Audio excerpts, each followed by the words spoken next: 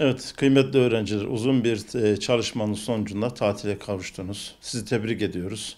Ama bu yaz dönemi bizim açımızdan hem de kendi kültürümüzün değerlendirmesi açısından sizlerin özellikle yaz döneminde boş geçirmemenizi, özellikle camilerimizde, sivil toplum kuruluşlarımızda, derneklerimizde, vakıflarımızda yaz eğitim çalışmalarınıza katılmalarınızı, etkinliklere katılmalarınızı, aynı zamanda Kur'an eğitimi, Allah'ın kitabı olan Kur'an eğitimini almalarınızı ve bunu kaliteli bir şekilde öğrenmenizi istiyoruz. Peygamberimizin hayatını, örnek şahsiyetleri ve çevremizle ilgili özellikle ahlaki erdemlerle ilgili çalışmalarda bulunmanız bizim için önemli.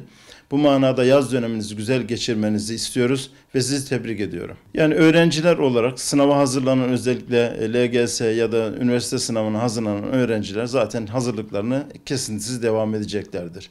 Bunun dışındaki öğrencilerimiz açısından okulla ilgili, dersle ilgili olmayabilir ama genel kültürümüzle ilgili, İslami kültürlerimizle ilgili bir takım kitapları okumalarında da fayda var. Tamamen boş geçirip böyle kendilerini boşa vermeleri doğru bir şey değil. Çocuklarımız her anı değerlendirmeli ama yaz döneminde hem dinlenmeli hem de bir takım değerlerimizi öğrenirken de bu kitap okumayla beraber Kur'an eğitimi ve diğer eğitimlerde katılmaları kendileri arasından faydalı olacaktır. Aileler de özellikle bunu takip etsinler, çocuklarımızı boş bırakmasınlar. Onların seveceği, hoşnut olacağı çalışmalara katılsınlar ve bunu da özendirsinler diyoruz.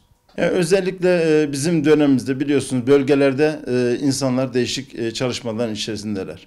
Bazı bölgelerimizde çocuklarımız yaz döneminde ailelerine katkı için çalışacaklar. Bağda, bahçede, tarlada, esnaf olarak çalışacaklar.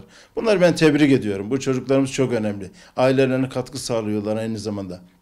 Ama şehirde yaşayan çocuklarımız da mahalledeki arkadaşlarıyla beraber, çevresindeki camiyle beraber, sivil toplumla, derneklerle, vakıflarla beraber bu çalışmalarda bulunsunlar. Kendilerini boş bırakmasınlar. Özellikle spor etkinlikleri, kültürel etkinlikler çalışmasına katılsınlar ve özellikle de eğitim döneminde, Eylül dönemine güzel bir hazırlıkla gelsinler diye düşünüyoruz.